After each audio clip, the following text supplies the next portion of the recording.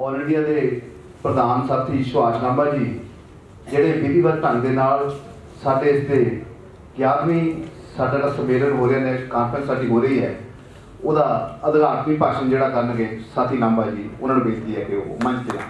Reception committee के chairman, स्वागत समिति के अध्यक्ष साथी Karnail Singh Sidhu ji, all India state government employees federation के ट्रेजरर साथी शशिकांत राय, हमारे बहुत ही वरिष्ठ साथी, हमारे सहयोगी रहे, एक्स वाइस चेयरमैन AISDF साथी वेद प्रकाश शर्मा, डॉक्टर रघुवीर कौर जो महासचिव हैं जनवादी स्त्री सभा से, कुलदीप खन्ना जो टेक्निकल सर्विसेज यूनियन के प्रेसिडेंट हैं, साथी मंजीत सैनी ट्रेजरर, और साथी कमलजीत सिंह बिल्ला ये नेशनल एग्जीक्यूटिव मेंबर हैं, और बासी जी जनरल सेक्रेटरी, और यहाँ उपस्थित तमाम वखरे वखरे जिलों से आए हमारे आगू। सबसे पहले तो आज इस प्रकार से अभी रिसेप्शन कमेटी के चेयरमैन साथी कर्नैल सिंह सिंधु जी ने बोला कि आज का दिन भी ऐतिहासिक दिन है, और 2 अक्टूबर को महात्मा गांधी की जयंती और शास्त्री जी की जयंती जैसे अभी बताया, और किस प्रकार का ये भारत की कल्पना इन्होंने की थी, चाहे भगत सिंह, राजगुरु, सुखदेव, ये तमाम जो हमारे आदर्श हैं। और अभी आपने देखा कि 15 अगस्त को अभी 75वीं वर्षगांठ मनाई है, भारत के अंदर आज़ादी के 75 साल का अमृतकाल महोत्सव चला हुआ था, पूरे साल चला है, और उसको ऐसा कर दिया जैसे अगर कोई झंडा नहीं लगाएगा अपने मकान के ऊपर तो वो देशद्रोही है, जबकि ये झंडे पहले भी लगते थे। लेकिन 1 महीना इतना शोर मचाया गया कि जैसे पता नहीं कुछ नई बात हो रही है। लेकिन आपको मालूम है कि जो सत्ता में पार्टी है या जो उसके जन्मदाता हैं, उनका देश की आज़ादी की लड़ाई से दूर दूर भी रिश्ता नहीं है। और रिश्ता ही नहीं है, जिस तिरंगे को घर घर पहुंचाने की बात करी, उसी तिरंगे को अपने पैरों तले कुचल दिया गया था। और ये कहा गया था कि इसमें 3 कलर हैं, जहां 3 होंगे वो काम बिगड़ेगा। और आज ऐसे कैसे प्रेम हो गया कि उस तिरंगे को घर घर पहुंचाने की बात कर रहे हैं। जो जनता के रियल इशू हैं, सरकार चारों तरफ से घिरी हुई थी, तो उनको लगता था कि ये जो अंध राष्ट्रवाद का नाम लेकर के इसको फैला करके उस जनता के असली जो इशू हैं उनको ध्यान बांटा जा सकता है। आज हम यहाँ इस कॉन्फ्रेंस में बैठे हैं। 1 साल पहले अभी साथी बता रहे थे कि ये जो कॉन्फ्रेंस हमारी है ये डिले हुई है, लेट हुई है। पहले कोरोना आ गया, उसके बाद चुनाव आ गए, संघर्ष जारी था। लेकिन जो कोरोना काल हमने देखा, आज जैसे हम यहाँ बैठे हैं, कल्पना भी नहीं कर सकते थे कि ऐसे हम दोबारा से बैठ पाएंगे। हमने बहुत सारे अपने साथियों को इस बीच में खोआ है जो हमारे से बिछड़ गए हैं। और आप देखेंगे कि बिना किसी एक्सपर्ट्स के सलाह से रात तो अचानक 8 बजे प्राइम मिनिस्टर ने कह दिया कि अब लॉकडाउन है, देश बंद है। जो जहां थे वहीं रुक गए। और आपको मालूम है कि हजारों की संख्या में जो मजदूर थे, अलग अलग जगह के जो काम कर रहे थे, जब लॉकडाउन होगा तो उनको अपने घर जाने की चिंता सताने लगी, क्योंकि वहां कोई गुजर बसर उनकी रोज कमाते थे, रोज खाते थे। लेकिन इस सरकार ने यातायात के साधन तक उपलब्ध नहीं कराए, और वो जिस तरीके से गए, एक्सीडेंट में मरे, और सरकार को पूरी तरीके से एक्सपोज कर दिया। सरकार के इस हेल्थ स्ट्रक्चर को भी और प्राइवेट सेक्टर को भी ऑक्सीजन की कमी के कारण से, या बेड नहीं है, वेंटिलेटर नहीं है, दवाइयां नहीं है, और यहां तक कि हमारे पास स्टाफ नहीं है, इन कमियों की वजह से जो एक्चुअल आंकड़ा है वो 50 लाख से ज्यादा लोग हिंदुस्तान में, भारत में कोविड-19 की वजह से मर गए। और बड़े बेशर्मी के साथ हमारे शासक दल बोलते हैं कि ऑक्सीजन से एक भी डेथ नहीं हुई। हमें मालूम है, आपको मालूम है, हमारे पड़ोसी जितने यहां बैठे हैं, कोई ऐसा व्यक्ति नहीं जिसके घर से या रिश्तेदार से या दोस्त कोई हमारे बीच में से ना गया। तो उससे क्या साबित होता है? उससे साबित ये होता है कि जो तुम 1990-91 से ये जो नव उदारवादी नीतियां इस देश में थोप रहे थे और ये कहा जा रहा था देयर इज नो अल्टरनेट, इन नीतियों का कोई अल्टरनेट नहीं है, वो नीतियां पूरी तरीके से एक्सपोज हो गई कि ये नीतियां मुनाफा कमाने के तो हैं लेकिन जनता को बचाने के लिए नहीं है। और जो सरकारी हॉस्पिटल, मेडिकल कॉलेज या जो सरकारी ढांचा हमारा है, चाहे कर्मचारी हैं, चाहे हमारा ढांचा है, हॉस्पिटल है, मेडिकल कॉलेज हैं या दूसरे सरकारी विभाग हैं, कोरोना काल में हमने देखा जो मुलाजिमों को गालियां देते हैं, ये कुछ नहीं करते। कोरोना काल में हमने देखा कि जनता उनके प्रति बहुत बड़ा आदर था और ये कहा गया कि अगर सरकारी स्वास्थ्य ढांचा नहीं होता और ये सरकारी कर्मचारी नहीं होते तो ये जो संख्या मरने वालों की है बहुत ज्यादा होती। लेकिन सरकार ने क्या इसे सबक लिया? सरकार ने इससे कोई सबक नहीं लिया, इसे उल्टा सबक लिया। कोरोना में आपने देखा कि जीडीपी माइनस में चली गई, विकास दर, और 14 करोड़ के करीब लोगों की नौकरियां चली गई और हालत जो है बहुत हमारी खराब हो गई। लेकिन सरकार ने, प्राइम मिनिस्टर ने जो बोला आपदा को अवसर में बदलो, इससे घबराओ नहीं, आपदा के अवसर में बदलते हुए इन्होंने क्या किया? जब दोबारा से सरकार आई 2019 में, तभी से इन्होंने स्टार्ट किया था। लेकिन जैसे ही कोरोना आया तो ये जो नव उदारीकरण की नीतियां हैं, या ये मैं कहूं कि जो कारपोरेट पूंजी और ये सांप्रदायिक ताकतों का जो गठजोड़ है, इनको एक मौका मिला कि जो रुकावट थी, जो बाधा थी इन नीतियों को लागू करने में, अब इस कोरोना के नाम पर लोग घरों से नहीं निकलेंगे, एजिटेशन नहीं होगा, इस आपदा को अवसर में बदल करके इन नीतियों को तेजी से लागू करना शुरू कर दिया। और हम देख रहे हैं कि जो प्राकृतिक संसाधन है उनके ऊपर पूरी तरीके से कब्जा इनके जो मित्र हैं उनका होने लगा। सरकारी विभागों का निजीकरण, स्थायी नियुक्तियों पर रोक। सिंधु जी अभी बोल रहे थे, करनैल सिंह जी, कि स्थायी भर्ती नहीं है। अरे जो मिलिट्री है, फौज है, उसमें कभी आप कल्पना कर सकते हो कि 4 साल के लिए भर्ती होगी? 4 साल के लिए। लेकिन बाकायदा तौर से अब फौज के अंदर, सेना के अंदर भी 4 साल के लिए अग्निवीर भर्ती किए जा रहे हैं। और सरकार क्या करी है? हमारी अग्निवीर योजना इतनी सफल है कि 17 लाख से ज्यादा युवाओं ने भर्ती होने के लिए आवेदन किया है। वो आपकी स्कीम की लोकप्रियता नहीं है, और बेरोजगारी का आलम है कि जो 4 साल के लिए भी लोग नौकरी लगने को तैयार है। इसको आप अपनी स्कीम की लोकप्रियता ना कीजिए। दूसरा, जो ये बोल रहे थे सौगंध मिट्टी खाते हैं देश को नहीं बिकने दूंगा, मैं संकल्प लेता हूं, आज क्या हो रहा है? आज इस कोरोना की आड़ में ये नेशनल मुद्रीकरण पाइपलाइन योजना लेकर के आए हैं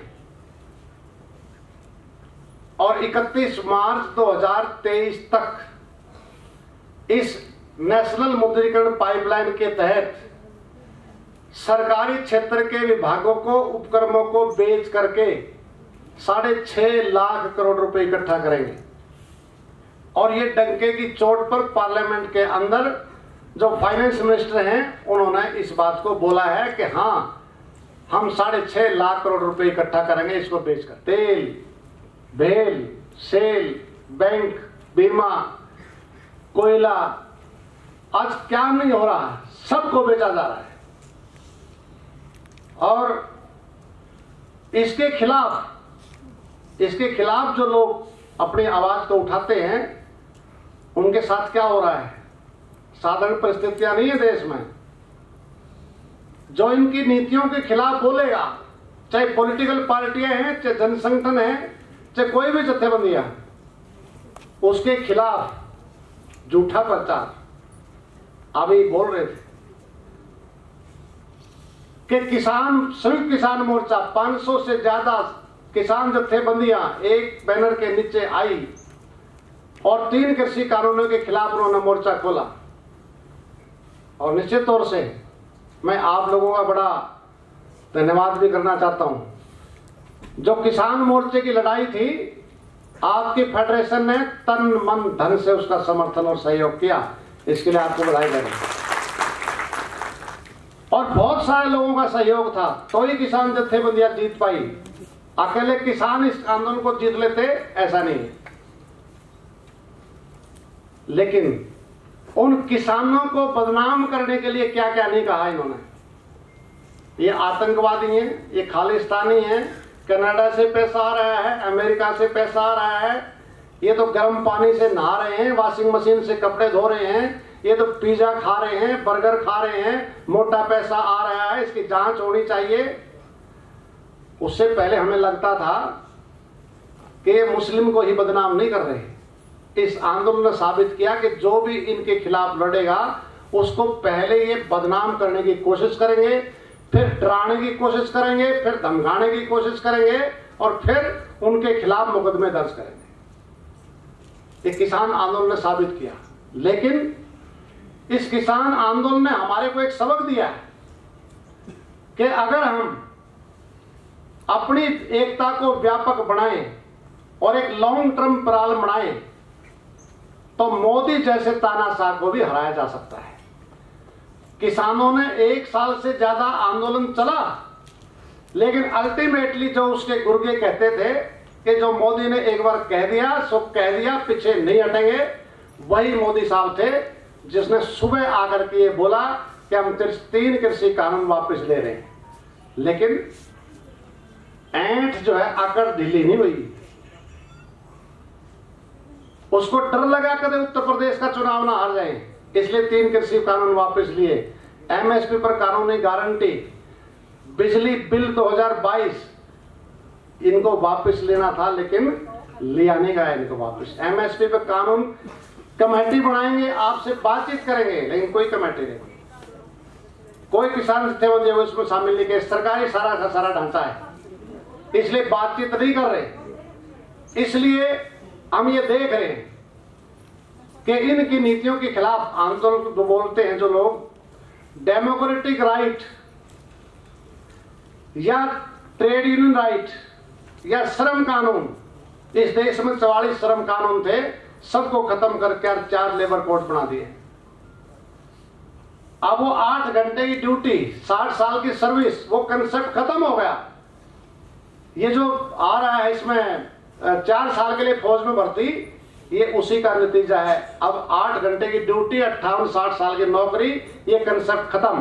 क्योंकि अगर 58 साल की रेगुलर नौकरी करेंगे तो पेंशन भी देनी पड़ेगी, भत्ते भी देनी पड़ेंगे, और भी अलाउंसेस, मेडिकल, तमाम प्रकार की सुविधा देनी पड़ेगी, इसलिए उसको देना नहीं चाहते। फिक्स टर्म एम्प्लॉयमेंट का कानून बना दिया है कि अब टर्म फिक्स होगी रोजगार की, वो 60 साल वाली नहीं होगी। 1 महीने में 100 घंटे रोजगार, 4 साल नौकरी में। ये अग्निवीर क्या है? कहा ये था 1 रैंक 1 पेंशन, आज ना रैंक है ना पेंशन है। पिता जो है बाद में रिटायर होगा, बेटा पहले रिटायर हो जाएगा। ये ऐसा सिस्टम लेकर के आ रहे हैं। और अब आप देखेंगे महंगाई, बेरोजगारी इन नीतियों का परिणाम है, कोई वैसा कोई कारण नहीं है। उत्पादन कम होगा वैसा नहीं है, महंगाई चरम सीमा पर है। लेकिन केंद्र में मंत्री सीतारमण जी ने पार्लियामेंट में बोलते हुए बोला कि कोई महंगाई नहीं है, वैसे ही चिल्ला रहे खामखा। या वो जो स्मृति ईरानी जी थी जो 400 से सिलेंडर पड़ता था तो नाचने लगते थे, आज 1000 से ज्यादा सिलेंडर है। पेट्रोल, रसोई गैस, पेट्रोल और डीजल लगभग 100 को पार कर गया, 100 के नजदीक है। और ये पेट्रोल, डीजल, रसोई गैस तो कहने में आता है, लेकिन खाने पीने की चीजें आप देखो किस प्रकार से महंगाई है। लेकिन मना कर गए कि कोई महंगाई नहीं बढ़ रही। और आंकड़े कहां के दिए हैं? पाकिस्तान के, श्रीलंका के, बांग्लादेश के, वहां के आंकड़े दिए हैं कि वहां महंगाई की दर क्या है, हमारे यहां दर क्या है। RBI, reserve bank of India, वो क्या बोलता है? अगर 6% से ज्यादा महंगाई है तो विकराल रूप है उसका महंगाई का। अभी कल फिर तीसरी बार रेपो रेट बढ़ाए हैं। आपके जो लोन ले रखे हैं वो और फालतू पैसे उसको भरने पड़ेंगे। इसका मतलब क्या है? इसका मतलब यह है महंगाई काबू में नहीं आ रही है। और 6% से ज्यादा कह रहे थे, पिछले लगभग 1.5 साल से 7% से ज्यादा गांव में, 8% से ज्यादा शहर में महंगाई की दर निरंतरता के साथ चल रही है। 60 लाख नौकरी खाली है, 60 लाख, 30 लाख केंद्र में, 30 राज्यों में। लेकिन रेगुलर भर्ती करके उनको भरने का कोई विचार सरकार का नहीं है। जब 14 में नरेंद्र मोदी जी की सरकार आई थी तो इन्होंने क्या कहा था? 2 करोड़ नौकरी हर साल देंगे। 8 साल हो गए, 16 करोड़ मिलनी चाहिए थी, 16 करोड़ नहीं मिली, 14 करोड़ की नौकरी चली गई। अभी पार्लियामेंट में सवाल पूछा कि तुमने कहा था कि हम 2 करोड़ नौकरी हर साल देंगे, कितनी नौकरी दी है?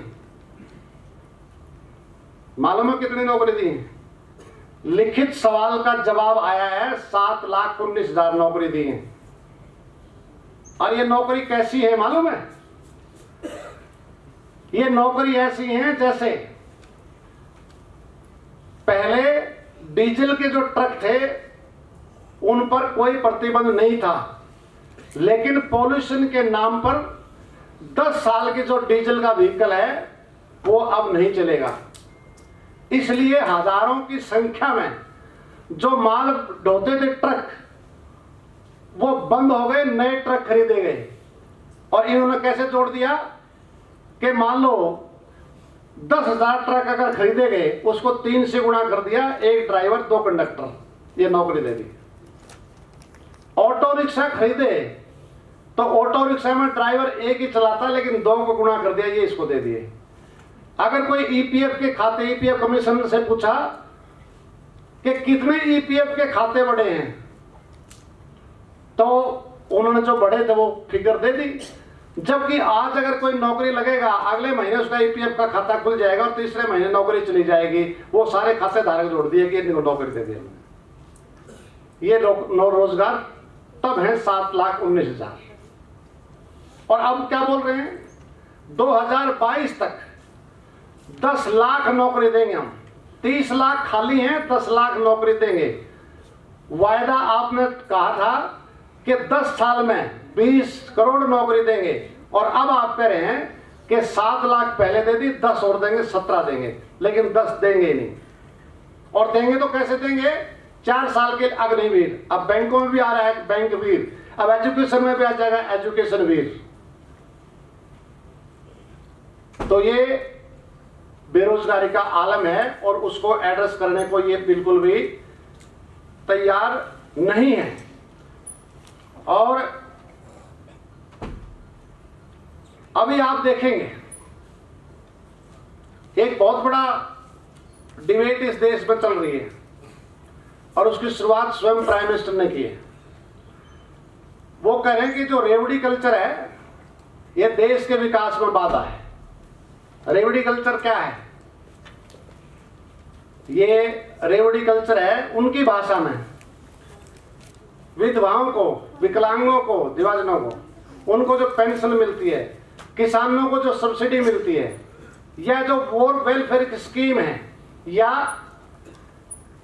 ये जो सरकारी स्कूल है, यहाँ टीचर अच्छी संख्या में होंगे। सरकारी स्कूल में फीस कितनी लेते हैं हम, और टीचर को तनख्वाह कितनी देते हैं? वो करे, ये रेवड़ी कल्चर ही तो है। हेल्थ के अंदर हम इन्वेस्टमेंट ज्यादा करते हैं, रिटर्न नहीं है, क्योंकि ये वेलफेयर स्टेट है। इसमें मूलभूत सुविधाएं, एजुकेशन, हेल्थ, पब्लिक हेल्थ, पानी, सड़क, परिवहन, ये सब देने का काम किसका है? देश की सरकार का, राज्य की सरकार का है।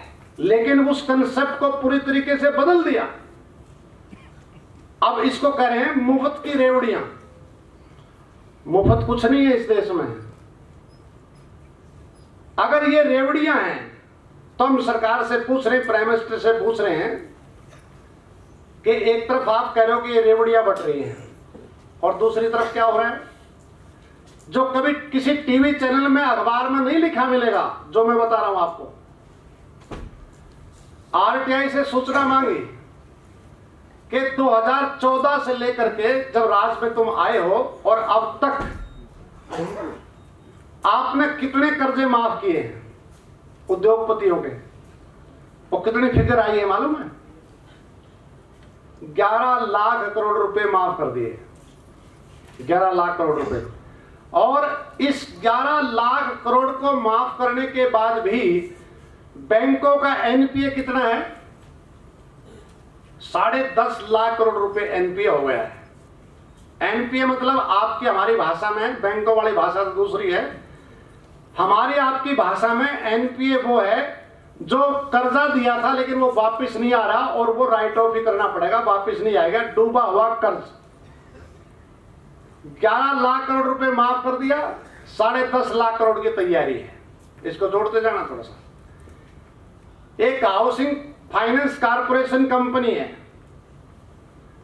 जिसने 14 से लेकर 17 तक 17 हमारे बैंकों से 34,000 करोड़ रुपए लोन लिया और वो लेकर के भाग गए। उसकी जांच पड़ताल हुई कि जो 14 में लोन लिया था 15 में क्यों नहीं वापस हुआ, 16 में क्यों नहीं हुआ, और लोन पर लोन कैसे देते चले गए। तो खुलासा हुआ कि जो 34,000 करोड़ रुपए लोन लेकर के भाग गए, 29 करोड़ रुपए उसने बीजेपी को चंदा दे रखा है। और भाइयों और बहनों, मित्रों, भ्रष्टाचार को बर्दाश्त नहीं करेंगे। 2.5 लाख करोड़ रुपए अडानी साहब को लोन दे रखा है जो वापस नहीं आ रहा है। 1.5 लाख करोड़ रुपए लोन को और अप्लाई किया है।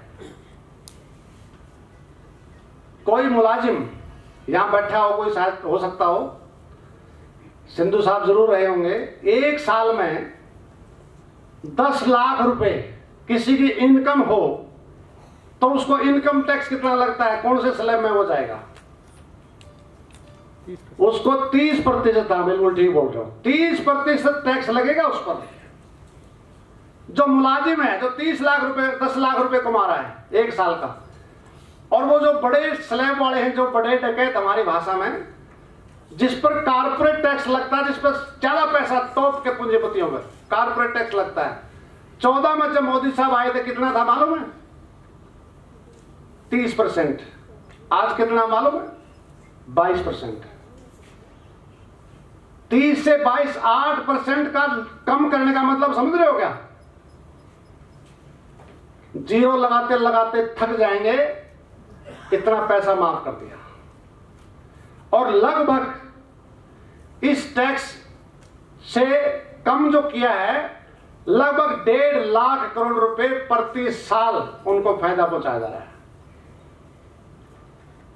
अगर ये रेवड़ी कल्चर है तो ये क्या लड्डू कल्चर है?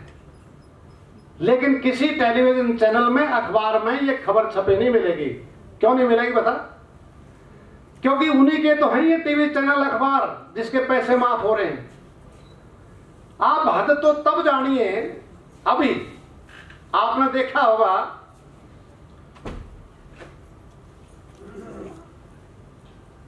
गौतम अडानी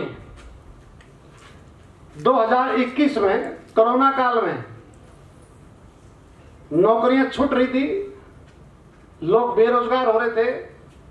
गौतम अडानी ने एक दिन में कितने पैसे कमाए हैं आप अंदाजा नहीं लगा सकते, आश्चर्यचकित रह जाओगे।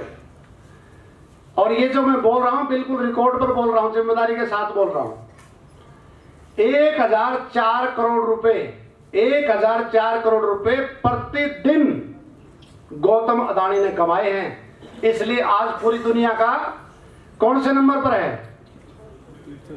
दूसरे नंबर पर आ गया है। बड़े साहब को चिंता यह है कि फर्स्ट पे क्यों नहीं आया। और मुकेश अंबानी ने 164 करोड़ रुपए प्रतिदिन कमाए हैं कोरोना काल के, मैं कह रहा हूं। और अब आप देखिए कि यहां छूटें दी जा रही हैं और दूसरी तरफ क्या हो रहा है? दूसरी तरफ खाने पीने की चीजें हैं, लस्सी है, पनीर है, पैकेट बंद जो दूध है उस पर जीएसटी लगा दिया है। डीजल पेट्रोल पर क्यों नहीं लगाते? डीजल पेट्रोल पर अगर जीएसटी लगेगा तो उसका मतलब क्या निकल रहा है मालूम है?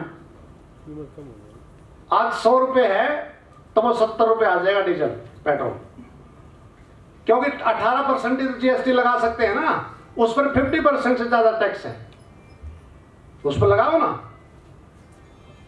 शराब पर लगाओ ना, मोर देन 50% आप टैक्स लगा करके महंगी उसको बेच रहे हो, उस पर नहीं लगाएंगे।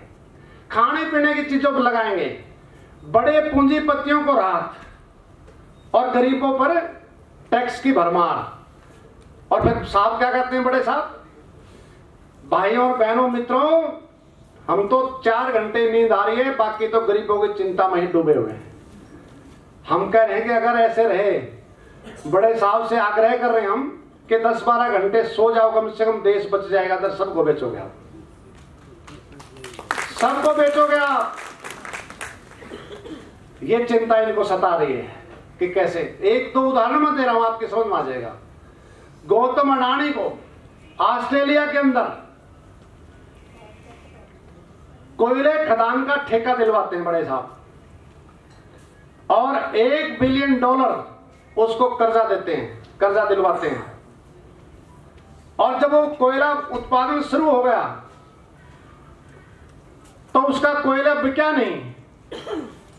वो आते हैं फिर साहब के पास, कोयला बिक नहीं रहा, तो क्या किया साहब ने मालूम? साहब ने बिजली क्षेत्र को, बिजली को कहा, मंत्रालय को, कि आप ऐसा सर्कुलर जारी करो जिससे जो कोयले से बिजली बनती है 10% कोयला बाहर से आयात करना पड़ेगा, वो यूज करना पड़ेगा। 7% देशी कोयले से बिजली का उत्पादन नहीं होगा। राज्यों पर थोप दिया। राज्यों ने अपने रेट बिजली के बढ़ाए, क्योंकि अगर महंगा कोयला आएगा बाहर से तो रेट तो बढ़ेगा कंज्यूमर पर, तो पर उसका सारा अल्टीमेटली जाएगा बाहर। तो पार्लियामेंट के अंदर यह सवाल आया कि क्या भारत के अंदर कोयले का उत्पादन नहीं हो रहा? बिजली को एक संकट है कोयले का। अगर संकट नहीं है तो बाहर से कोयला क्यों मंगवाया जा रहा है? प्रहलाद जोशी जो कोयला मंत्री हैं, लिखित जवाब दिया उन्होंने कि कोयले का कोई संकट नहीं है, और 31% कोयला पहले से ज्यादा उत्पादन हुआ है। तो फिर सांसदों ने, विपक्ष ने पूछा कि कोयले का उत्पादन 31% बढ़ा है, संकट कोई नहीं है, तो आप बाहर से कोयला क्यों मंगा रहे हो? इसका जवाब दो। उसका कोई जवाब नहीं दिया। अल्टीमेटली सरकार पूरी तरीके से एक्सपोज हो गई, पोल खुल गई। उसके बाद उस सर्कुलर को वापस लिया है। आप अंदाजा लगा सकते हो किसकी सरकार है। इतना ही नहीं है, श्रीलंका के अंदर सिफारिश की गई कि जो हवा से बिजली बनती है, विंड पावर, इसका ठेका अडानी साहब को दो।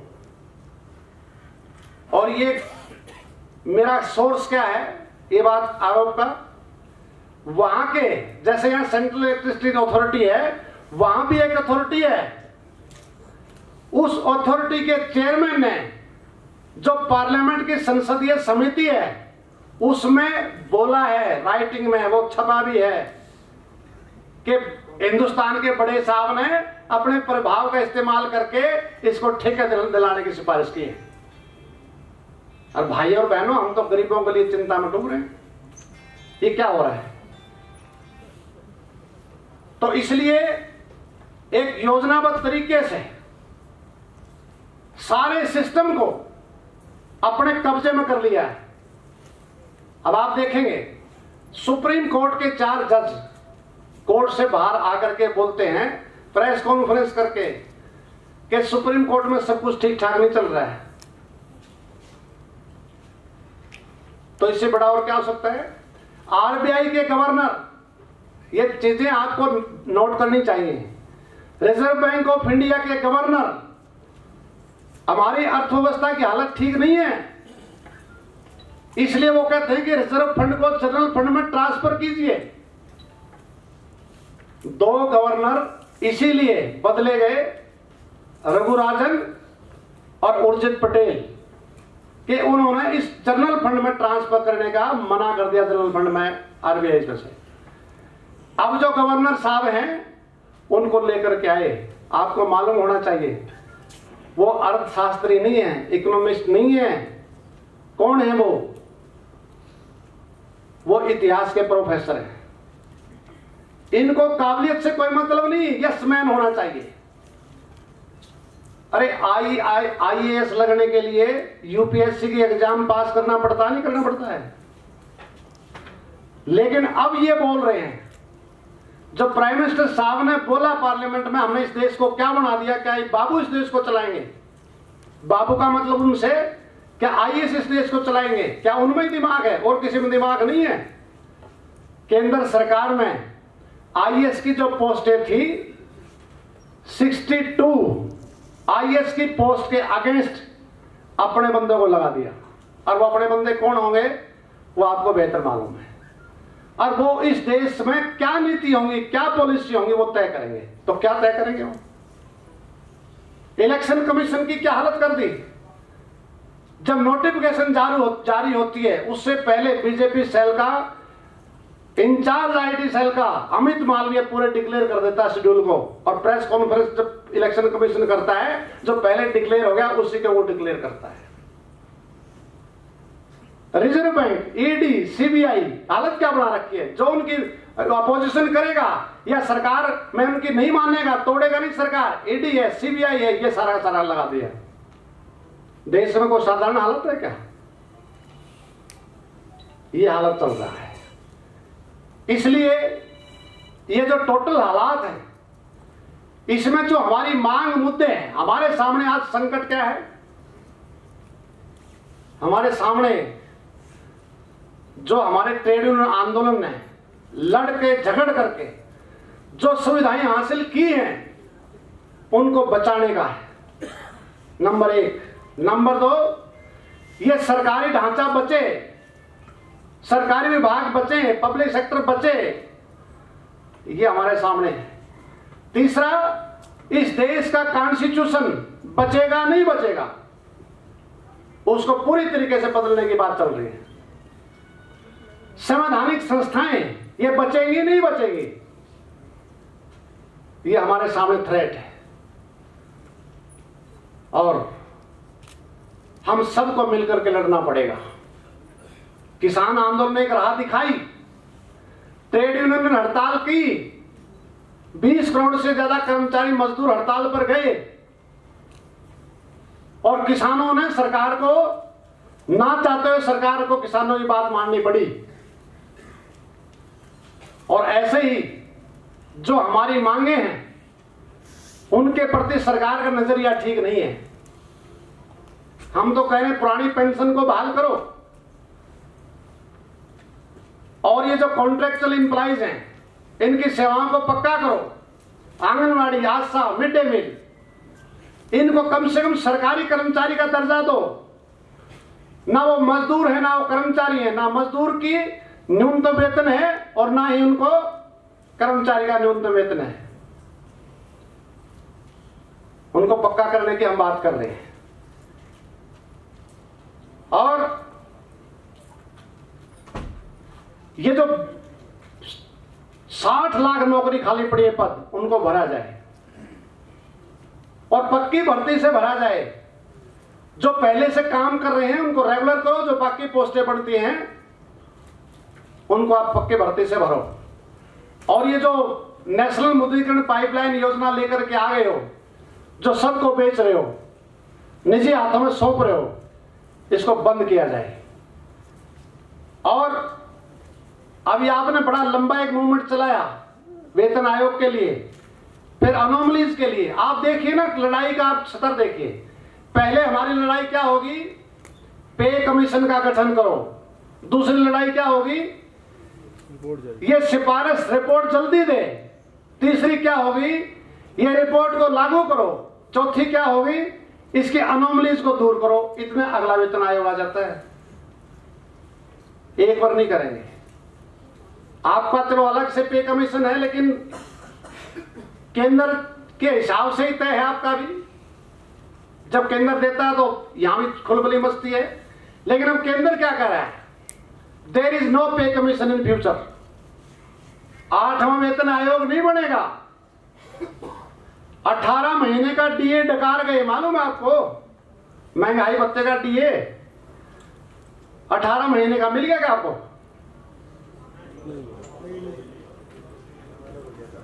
क्या बोल रहे हैं कि देश की इकोनॉमी ठीक नहीं है, पूंजीपतियों को, देश को लुटवा रहे हो, उनके टैक्स को माफ कर रहे हो, लेकिन मुलाजिम का जो डीए है उसको खा रहे हो। इसलिए हम कह रहे हैं 18 महीने का एरियर का भुगतान करो और 8वां पे कमीशन का गठन करो। और ये जो ट्रेड यूनियन राइट्स, जो श्रम कानूनों को खत्म कर दिया, जो आंदोलनों को रोकने के लिए ये जो सारे तुम हथकंडे अपना रहे हो, चाहे ट्रेड यूनियन राइट्स हैं, चाहे लोकतांत्रिक अधिकार हैं, इसको बचाने का सवाल है। और इस देश के ये धर्मनिरपेक्ष ढांचा, सेकुलरिज्म को बचाने का सवाल है।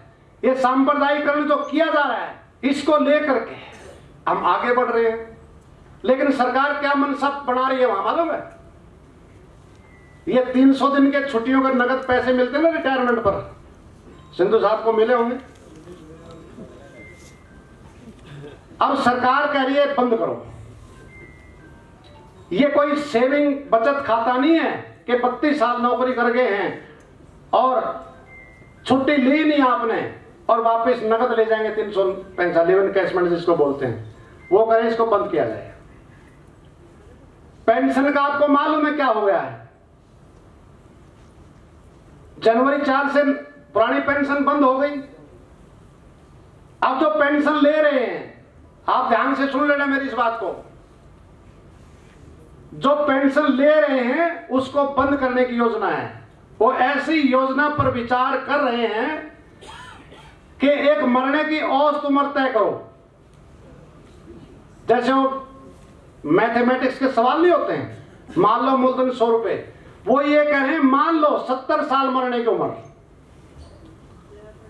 ऐसा विचार चल रहा है कि 60 में रिटायर होंगे, 70 तक मान लो जिंदा रहेगा, या तो मर जाएगा या फिर हम पेंशन नहीं देंगे, घर वाले देंगे। हैं? हाँ, ये क्या हो रहा है? वो जो बोल रहे हैं बड़े साहब रेवड़ी कल्चर, उस रेवड़ी कल्चर में यह भी शामिल है कि क्या जरूरत है कर्मचारियों को पेंशन देना, मेडिकल देना, ये देना, वो देना। आप उसको लगाओ, वेतन दो और जिस दिन को रिटायर हो अपने घर जाए, बात खत्म। ये एनपीएस वालों के साथ है। रिटायरमेंट वाले दिन उसका खाता बिल्कुल काटा लग जाए, क्लोज हो जाए, मेडिकल फैसिलिटी नहीं मिलेगी। वो कहते हैं हम अपने पेंशनर को मेडिकल फैसिलिटी देते हैं, ये हमारे पेंशनर नहीं है, ये तो पीएफआरडीए देखेगा इनका क्या करना। और इस एनपीएस जब आया था, इसको लेकर के हम लड़े थे, 20-21 हड़ताल की हैं। ये जो अलग अलग जत्थेबंदियां शुरू हुई हैं, एक ही मांग, एक ही नारा, ओल्ड पेंशन अधिकार हमारा, ये तो 2-3-4 साल पहले से ही है। लेकिन हम लड़े उसके लिए, लेकिन जिसके ऊपर लागू होनी थी उनकी संख्या कम थी, लड़ाई मजबूत नहीं हो पाई। लेकिन जितनी ताकत थी स्पीड ब्रेकर का काम हमने किया। क्या हुआ उससे? एक भी पैसा डीसीआरजी नहीं थी, डेथ कम रिटायरमेंट ग्रेजुएटी, आज 20 लाख रुपए है। पैसा जमा होने के बाद निकाल नहीं सकते थे, आज निकाल सकते हैं। जो 60% पैसा टोटल मान ले 10 लाख रुपए, 10% आपका, 10% सरकार का, मान ले 10 लाख रुपए जमा हुए, उदाहरण के तौर पर मैं कह रहा हूं, तो जो 60% नकद देंगे, 40 इन्वेस्ट करेंगे, जो 60% था उस पर टैक्स लगता था, टैक्स से मुक्ति मिलेगी। 10% से 14% किया है, यहां किया कि नहीं है मालूम नहीं है, लेकिन 10 से 14 किया है। और सबसे बड़ा जो इसमें एक और अमेंडमेंट आई है वो ये आई है कि कोई कर्मचारी एनपीएस का एक्सीडेंटल डेथ हो जाए तो जो पुराना पैसा वापस जमा करा दो तो उसकी विधवा को, बच्चों को पुरानी पेंशन स्कीम के तहत पेंशन मिलेगी। ये कुछ संशोधन हम कराए हैं। लेकिन जैसे किसान आंदोलन डटा हुआ था, हम भी वो क्या बोल रहे थे, सरकार कह रही थी कि इन 3 कृषि कानून में संशोधन कितने ही कराओ लेकिन वापस की बात ना करो। हम क्या कह रहे हैं? हम भी यही कह रहे हैं कि एनपीएस में हमें कोई संशोधन मंजूर नहीं, पुरानी पेंशन बहाल करो, एनपीएस को रद्द करो। ये मांग हम उठा रहे पूरे देश के स्तर पर। और सरकार बड़ी सियासत चला रही है, ध्यान से सुन लो। सरकार कह रही है कि इनके 3 टुकड़े करो मुलाजिमों को, एनपीएस वाले, ओपीएस वाले और कॉन्ट्रेक्चुअल। एनपीएस वाले क्या कहेंगे, ये ओपीएस वाले तुम्हारी मांग नहीं उठाएंगे, इनको तो पेंशन मिल रही है। जो संविदा पर कॉन्ट्रैक्ट पे उनको क्या कहेंगे, ये तुम्हारी मांग नहीं उठाएंगे, ये तो मोटी मोटी तनख्वाह लेते हैं। तीनों को तोड़ देंगे तो उसका फायदा किसका होगा? टूट का सरकार को ही होगा। और हम क्या चाहते हैं? हम ये चाहते हैं ओपीएस वाले भी, एनपीएस वाले भी, कॉन्ट्रैक्चुअल भी, तीनों मिल करके लड़ेंगे तो समाधान होगा, अदरवाइज नहीं हो पाएगा। अब आप देखिए, राजस्थान में, छत्तीसगढ़ में, एक आधी जगह शायद और झारखंड, पेंशन, पुरानी पेंशन बहाल हो गई। अभी हमारा राजस्थान में प्रोग्राम था, झारखंड में तो अभी था, शशिकांत और हम थे। वो क्या कर रहे हैं, पुरानी पेंशन बहाली की नोटिफिकेशन तो हो गई, लेकिन जो पैसा जमा है वो उनको वापस नहीं मिल रहा। 2,500 करोड़ रुपए राजस्थान का है। वो कह रहे हैं ये नोटिफिकेशन बेशक जारी हुई, वापस जारी हो गई, लेकिन पुरानी पेंशन मिलेगी इसकी कोई गारंटी नहीं है। अरे 3 कृषि कानून, एग्रीकल्चर स्टेट सब्जेक्ट है, संवर्ती सूची में है कॉन्स्टिट्यूशन में। इसका मतलब यह है कि कानून बनाने का अधिकार राज्य सरकार को है, तो फिर केंद्र ने क्यों बनाया? और 3 कृषि कानून वापस हुए तो कहां से हुए? पार्लियामेंट से हुए ना। जिसने कानून बनाए थे वही वापस लिया। तो ये जो pension fund development regulatory act जो कानून बनाया है वो किसने बनाया है? पार्लियामेंट ने बनाया है। और अगर ये वापस लेना है तो कौन वापस लेगा? पार्लियामेंट लेगी। ये टुकड़ों में लड़ाई सोचते हैं कि टुकड़ों में लड़ाई चले, लेकिन इसका मतलब ये नहीं है कि राज्य सरकार को हम फ्री छोड़ दें। राज्य सरकार के ऊपर जितना दबाव बना सकते हैं हम दबाव बनाना चाहिए, लेकिन अल्टीमेटली इसका हल यह है कि केंद्र सरकार के ऊपर दबाव बढ़े और केंद्र सरकार पार्लियामेंट में बिल ला करके पीएफआरडीए को रिजेक्ट करे और पुरानी पेंशन को बहाल करे। ये इसका अल्टीमेटली रास्ता है। अब इसके लिए हम क्या कर रहे हैं? अभी 6 तारीख को हमारी बैठक हुई है।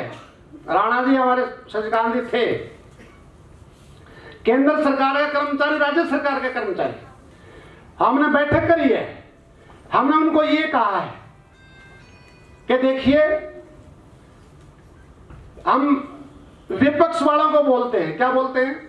विपक्ष की एकता नहीं है इसलिए बीजेपी जीत रही है। सच्चाई है, बीजेपी 303 सीटें हैं बीजेपी की आज देश में, लेकिन वोट परसेंटेज 40 के करीब है उसका।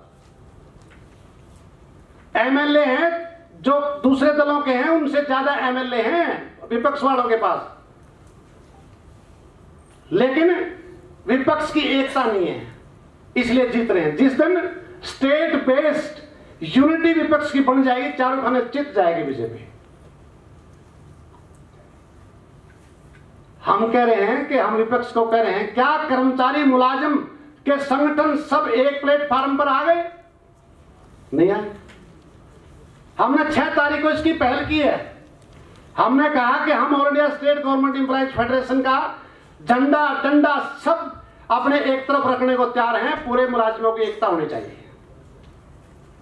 और हमारा फैसला हुआ है, 6 तारीख को मीटिंग थी, उसमें फैसला हुआ है कि केंद्र सरकार के कर्मचारी और राज्य सरकार के कर्मचारी दोनों मिल करके, ये जो 7 सूत्री मांग मैंने आपको पढ़ करके बताई है, इन मांगों को लेकर के 8 दिसंबर को हम सरकार को अल्टीमेटम दे रहे हैं कि अगर नवंबर लास्ट तक इन 7 सूत्री मांगों का, जिसके हमने पत्र भेज चुके हैं, 7 सूत्री मांगों का अगर नवंबर लास्ट तक इनका समाधान नहीं हुआ तो हम 8 दिसंबर को दिल्ली के लाताल कटोरा स्टेडियम, उसमें केंद्र और राज्य सरकारों के कर्मचारियों के आगू साहिबान वहां सब इकट्ठे होंगे और केंद्र सरकार के खिलाफ निर्णायक आंदोलन का ऐलान वहां से किया जाएगा।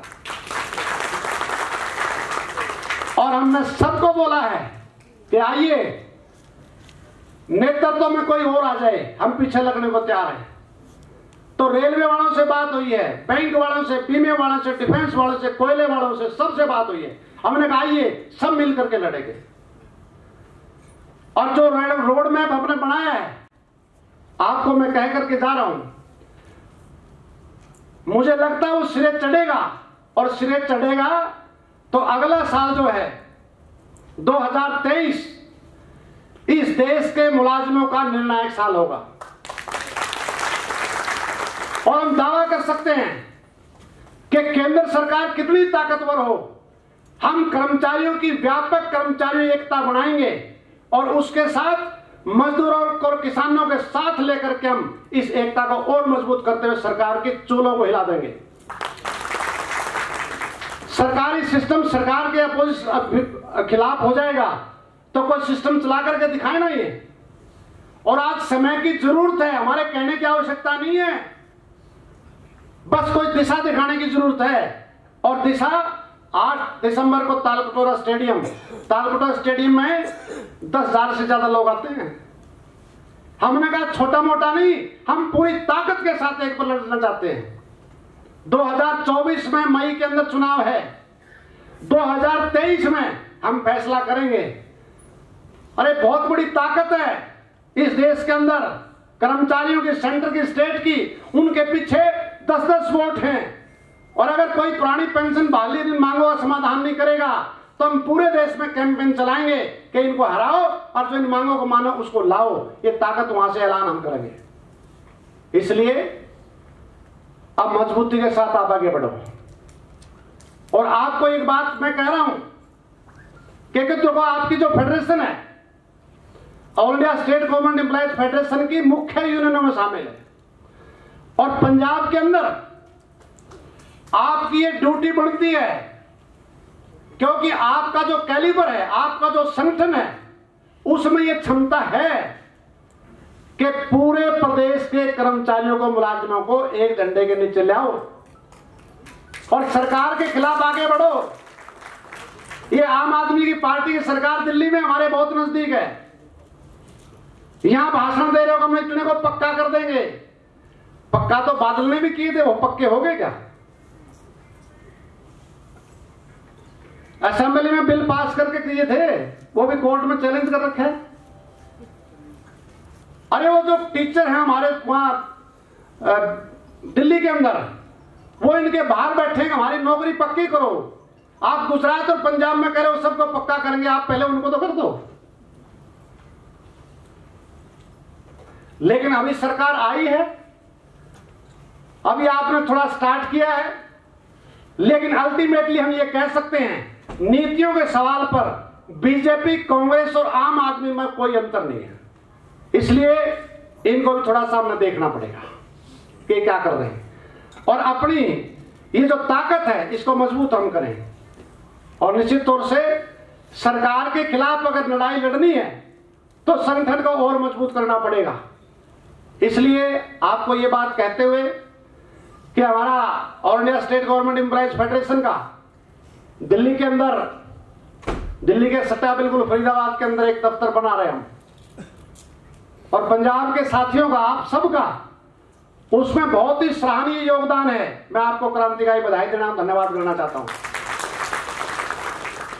अब हमारा वहां ऑफिस होगा, वहां से पूरे देश में हम अपनी कार्य क्षमता को और बढ़ाएंगे, और पूरे देश में जैसे जैसे ये राज्य सरकारों के कर्मचारियों के साथ हम जा रहे हैं, तो ये जो 8 दिसंबर वाला कार्यक्रम हमें लगता है ऐतिहासिक है, भूतपूर्व कार्यक्रम होगा, और वहां से आगाज हम करेंगे।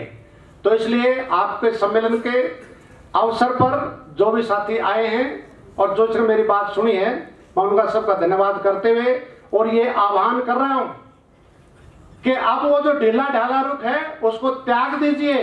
2023 आंदोलनों का साल होगा और पंजाब की धरती वीरों की धरती है।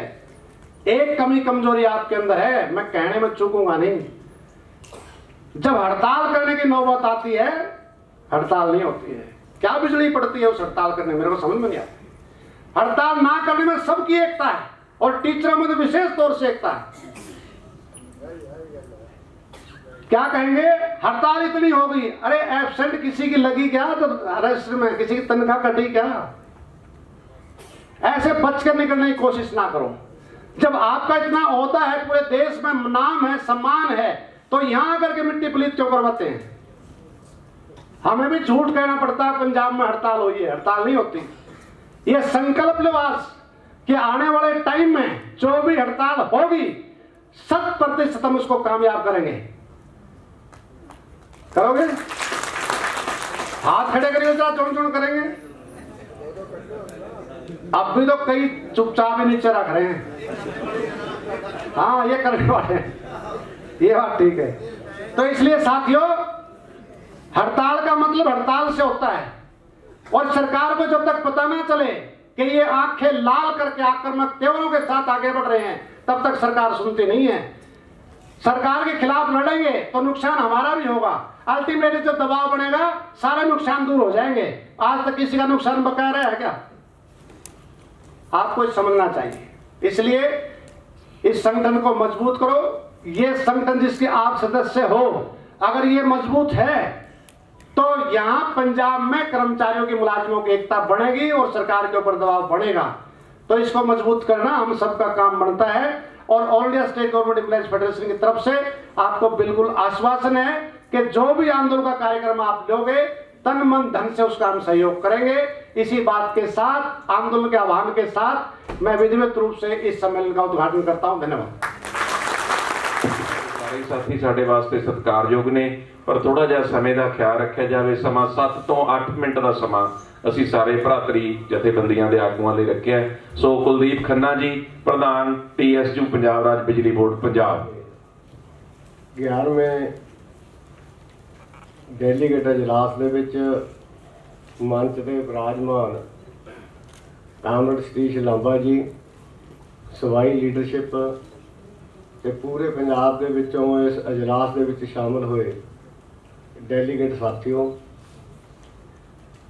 सब तो पहला साथी लांबा जी ने राष्ट्रीय पद्धर के उत्ते मोदी ते अमित शाह की जोड़ी इस देश को किधरले पासे लैके जा रही है, उस समय जिस समय साडे मेहनत करने वाले लोगों का जिहड़ा ध्यान है उन्होंने डाइवर्ट करने के लिए किते ताड़ियां खड़काइयां जांदियां, तालियां खड़काइयां जांदियां, किते झंडियां दी जिहड़े नारे दिते जाते हैं, ताकि सही मायने दे विच जिहड़े लोग इस सरकार दीयां नीतियां तो पॉलिसियां तो पीड़ित है, वो अपना गुस्सा इन्हां सरकार वाल नूं जिहड़ा केंद्रित ना कर देण।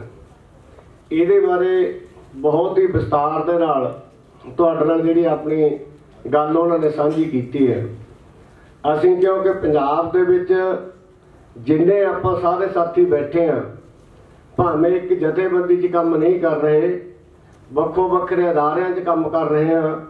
ਪਿਛਲੇ ਲਗਭਗ 3-4 ਸਾਲਾਂ ਤੋਂ ਜੇ ਕਹਿਣਾ ਹੋਵੇ ਤਾਂ ਆਪਾਂ ਕਿਤੇ ਨਾ ਕਿਤੇ ਸਰਕਾਰ ਦੇ ਖਿਲਾਫ ਲਗਾਤਾਰਤਾ 'ਚ ਵੀ ਔਰ ਕੁਝ ਸਮੇਂ ਬਾਅਦ ਵੀ ਸਟੇਜਾਂ 'ਤੇ ਜਿਹੜੀਆਂ ਸਾਂਝੀਆਂ ਕਰਦੇ ਰਹੇ ਹਾਂ। ਅਸੀਂ ਇਸ ਗੱਲ ਦਾ ਖਾਦਸ਼ਾ ਪ੍ਰਗਟ ਕਰਦੇ ਸੀ ਕਿ ਸਰਕਾਰਾਂ ਭਾਵੇਂ ਉਹ ਪੰਜਾਬ ਸਟੇਟਾਂ ਦੀਆਂ ਹੋਣ ਤੇ ਚਾਹੇ ਹੋਵੇ ਸੈਂਟਰ ਦੀ, ਅਸਲ ਦੇ ਵਿੱਚ ਨੀਤੀਆਂ ਪਾਲਿਸੀਆਂ ਦੇ ਉੱਤੇ ਉਹਨਾਂ ਦਾ ਕੋਈ ਆਪਸ ਵਿੱਚ ਮਤਭੇਦ ਨਹੀਂ। ਕਿਉਂਕਿ ਅਸੀਂ ਪੰਜਾਬ ਦੇ ਲੋਕਾਂ ਨੇ ਇਹ ਤੋਂ ਪਹਿਲਾਂ ਜਿਹੜੇ ਪਿਛਲੇ 5 ਸਾਲ ਸੀ ਉਹ 5 ਸਾਲ ਸਿਰਫ ਇਸ ਬਣਾ ਦੇ ਉੱਤੇ ਆ ਕੇ ਸਰਕਾਰ ਨੂੰ ਦੇ ਦਿੱਤੇ ਕਿ ਉਹਨਾਂ ਨੇ ਸਾਡੇ ਸਾਹਮਣੇ ਇੱਕ ਨਾਅਰਾ ਦੇ ਦਿੱਤਾ ਕਿ ਅਸੀਂ ਹਰ ਘਰ ਦੇ ਵਿੱਚ ਨੌਕਰੀ ਦੇਵਾਂਗੇ, ਅਸੀਂ ਬਜ਼ੁਰਗਾਂ ਨੂੰ ਪੈਨਸ਼ਨ ਦੇਵਾਂਗੇ, ਪੰਜਾਬ ਦੇ ਵਿੱਚੋਂ ਨਸ਼ਾ ਜਿਹੜਾ ਉਹ ਨਸ਼ਾ ਮੁਕਤ ਕਰ ਦਿਆਂਗੇ ਪੰਜਾਬ ਨੂੰ। ਔਰ ਇਹੋ ਜਿਹਾ ਇੱਕ ਸਲੋਗਨ ਪੰਜਾਬ ਦੇ ਵਿੱਚ ਦਿੱਤਾ ਕਿ ਅਸੀਂ ਕਸਮ ਖਾਂਦੇ ਹਾਂ ਤਖਤ ਵੱਲ ਨੂੰ ਹੱਥ ਕਰਕੇ, ਗੁਟਕਾ ਸਾਹਿਬ ਹੱਥਾਂ 'ਚ ਫੜ ਕੇ ਸੌਹਾਂ ਖਾਧੀਆਂ ਤੇ ਅਸੀਂ ਪੰਜਾਬ ਦੇ ਲੋਕ ਇਸ ਭਲਸੇਵੇ ਦੇ ਵਿੱਚ ਆ ਕੇ ਪਿਛਲੇ 5 ਸਾਲ ਆਪਣੇ ਖਰਾਬ ਕਰ ਬੈਠੇ। ਤੁਸੀਂ ਯਾਦ ਕਰੋ ਜਦੋਂ ਅਸੀਂ ਪਹਿਲੀ ਮੀਟਿੰਗ ਸੀ ਜਿਹੜੀ ਪੰਜਾਬ ਦੇ ਮੁਲਾਜ਼ਮਾਂ ਨੇ ਪੰਜਾਬ ਸਰਕਾਰ ਦੇ ਖਿਲਾਫ ਸਿਰਫ ਇਸ ਕਰਕੇ ਕੀਤੀ ਸੀ ਕਿ ਆਓ ਆਪਾਂ ਪੰਜਾਬ ਸਰਕਾਰ ਨੂੰ ਜੋ ਵਾਅਦੇ ਉਹਨਾਂ ਨੇ ਪੰਜਾਬ ਦੇ ਲੋਕਾਂ ਨਾਲ ਕੀਤੇ ਹੈ ਉਹਨਾਂ ਵਾਅਦਿਆਂ ਨੂੰ ਯਾਦ ਕਰਵਾ ਕੇ ਆਪਣੀਆਂ ਮੰਗਾਂ ਦੀ ਪ੍ਰਾਪਤੀ ਵੱਲ ਨੂੰ ਅੱਗੇ ਵਧੀਏ।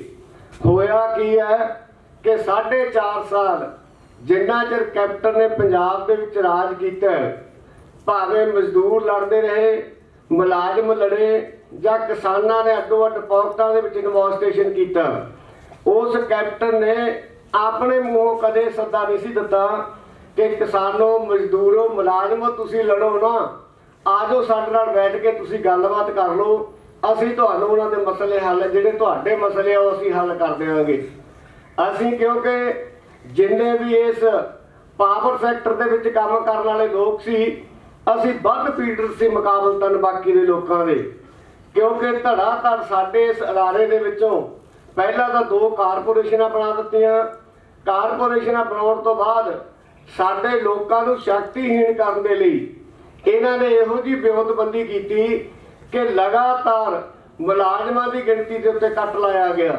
ਸਾਡੇ ਇਸ ਅਦਾਰੇ ਦੇ ਵਿੱਚ ਠੇਕੇਦਾਰੀ ਨੂੰ ਬੜਾਵਾ ਦਿੱਤਾ ਗਿਆ, ਆਊਟਸੋਰਸਿੰਗ ਰਾਹੀਂ ਭਰਤੀ ਕਰਕੇ, ਯਾਨੀ ਕਿ ਮੁਲਾਜ਼ਮਾਂ ਦੀ ਜਿਹੜੀ ਗਿਣਤੀ ਸੀ ਉਹਦੇ ਸਾਹਮਣੇ ਇੱਕ ਬੈਰੀਕੇਡ ਲਾ ਦਿੱਤਾ ਕਿ ਇਹਨਾਂ ਨੂੰ ਆਗੂਹੀਣ ਕਰ ਦਿੱਤਾ ਜਾਵੇ।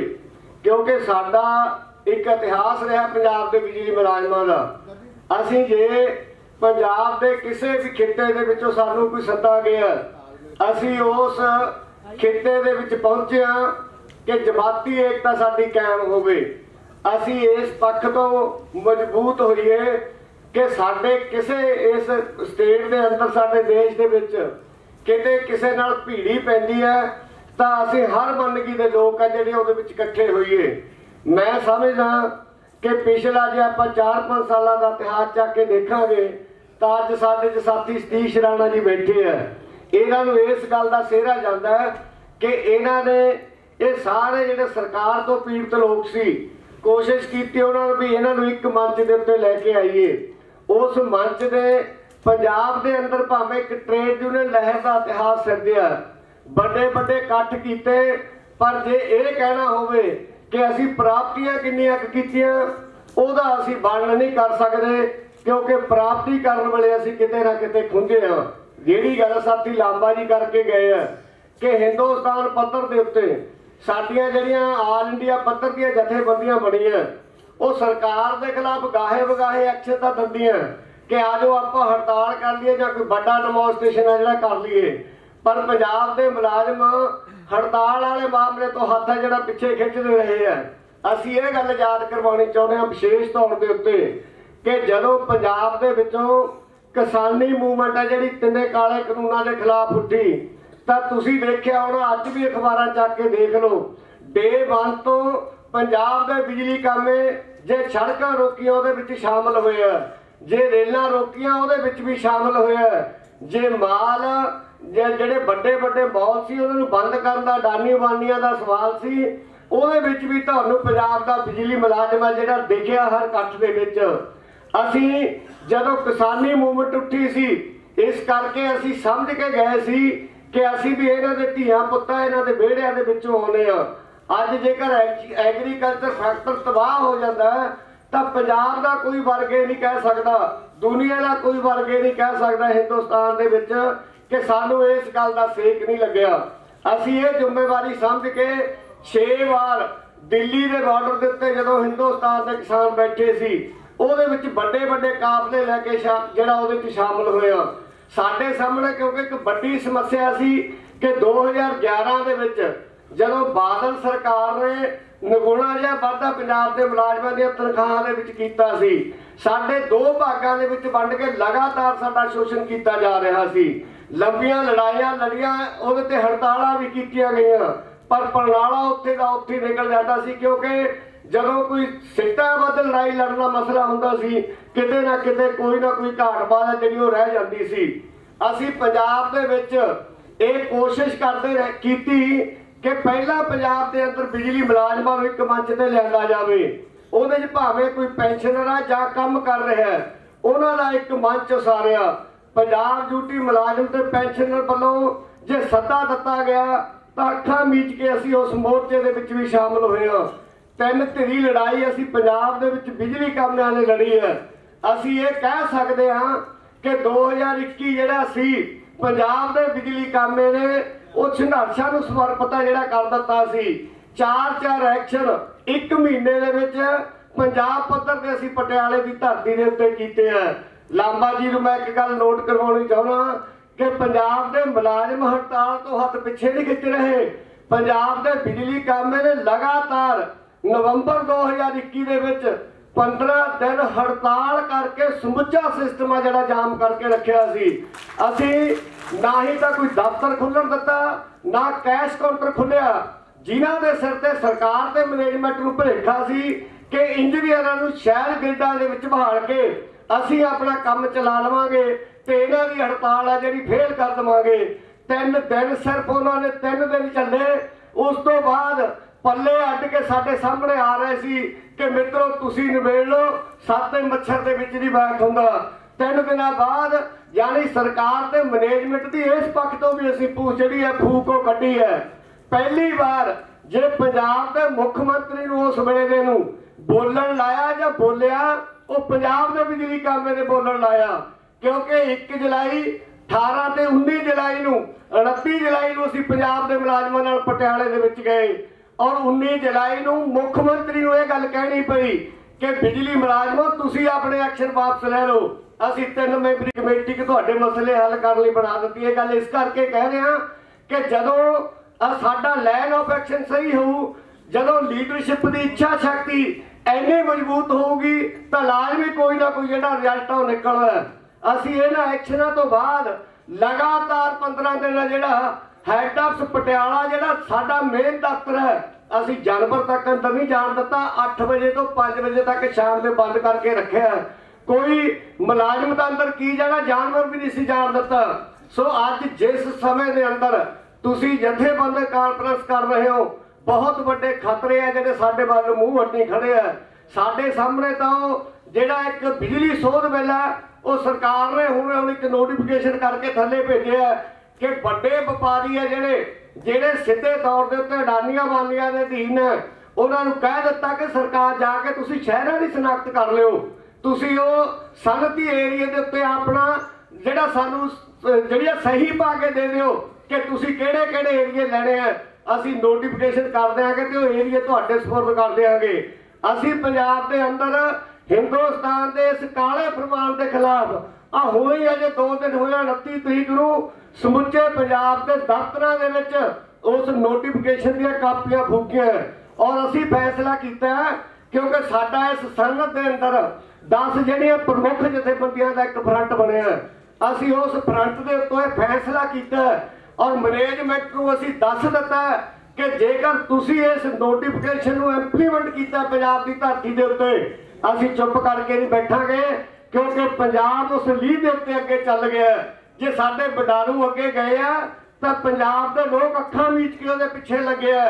वो कट्ठ दे विच जे साडी मां 90 साल की बैठी ने कहता कि मैं तो मर जूगी वापस नहीं जाऊंगी, तो साडे सामने वो एक सवाल सी जिदों असी सिक्ख्या लैके असी सरकार और मैनेजमेंट के खिलाफ लंबी लड़ाई लड़ी और तुसी हैरान होवोगे कि असी उन्ना चिर एक्शन वापस नहीं लिया जिन्ना चिर जिहड़ा 11 का मामला पिया सी साडा हल नहीं सी होया उस वेले, क्योंकि पे कमीशन के लिए पंजाब के मुलाजम लड़ रहे सी।